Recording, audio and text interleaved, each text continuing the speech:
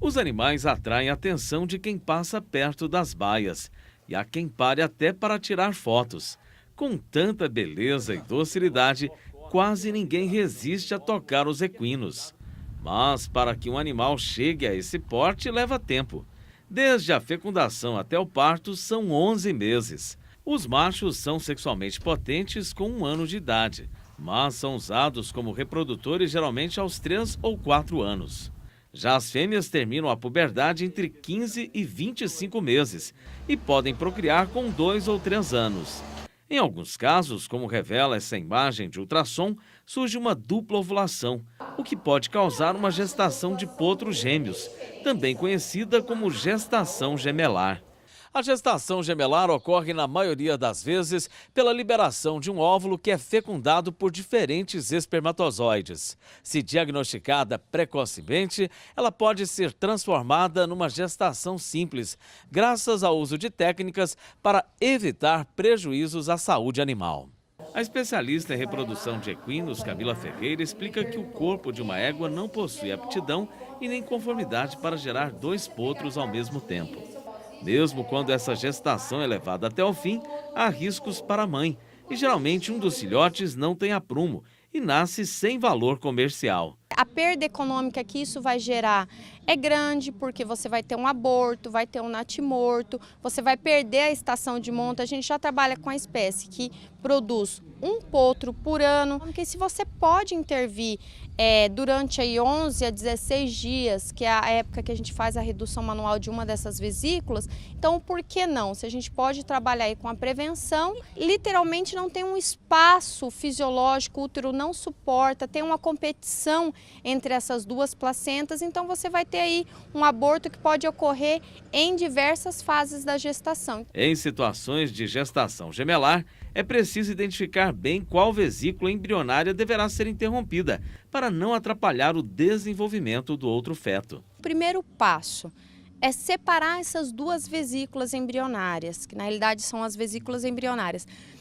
Separar, porque se elas estiverem juntas, fica difícil de fazer essa redução. Na literatura, alguns trabalhos falam de reduzir a menor, que possivelmente esse embrião já está aí em competição, ele já está com menor chance de sobreviver. Mas, na minha prática, o que eu tenho utilizado? Aquele que eu consigo separar e colocar no ápice do corno. Se independente do tamanho, eu tenho visto na minha prática que o que eu consegui separar e colocar no local adequado para fazer essa redução. Sabrina é estudante de medicina veterinária. Ela decidiu ampliar os conhecimentos sobre o assunto porque há criadores que insistem em manter a gestação gemelar até o fim. Insiste porque ele acha que vai ser bom para ele, né? Porque vai dar 2 potros, 2 potrinhas e ele acha que vai ser um lucro maior para ele, mas não é. Uma dúvida comum entre estudantes de medicina veterinária é a identificação de uma dupla ovulação.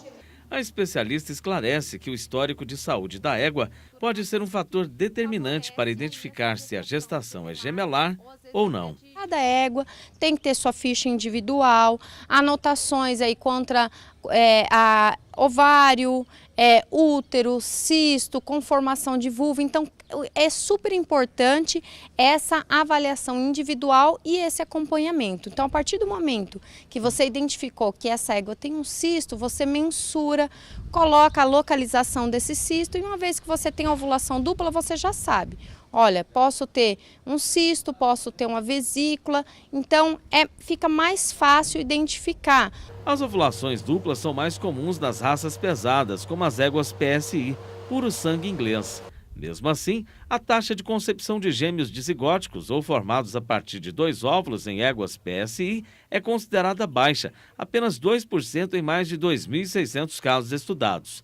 A especialista afirma ainda que mesmo que alguém tente fazer o parto prematuro para colocar o feto numa UTI neonatal, essa tentativa tem tudo para não ser bem-sucedida. A maioria desses abortos ocorrem antes. Então ocorre num estágio que a gente nem com a UTI neonatal, nem com o preparo desse prematuro, a gente não conseguiria. Então aqui os abortos ocorrem também muito antes desse período, então não tem um pulmão aí com surfactante, não tem aí uma expansão desse pulmão, então a gente não consegue, já nascem mortos, então a gente não consegue nem levar e ter um preparo para dar um suporte. Então já abortam muito antes aí do período do parto.